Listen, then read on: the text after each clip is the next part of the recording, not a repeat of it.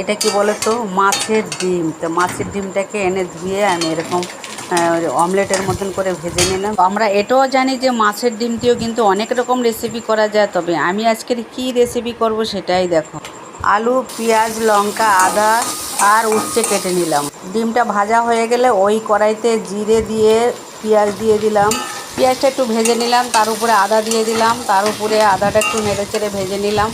উচ্ছেটা দিয়ে দিলাম, উচ্ছেটা দিয়ে আর একটু ভালো করে কষিয়ে উচ্ছেটা যখন হাফ ভাজা ভাজা হবে, আলু দিয়ে আর একটু ভেজে নিলাম। তার উপর লবণ, লঙ্কার গুঁড়ো, হলুদের গুঁড়ো সব দিয়ে ভালো করে কষিয়ে নিলাম। তারপরে যে ডিমটা ভেজে রেখেছি ভেঙে পোস্তর মতন করে ঝরঝরে করে নিলাম।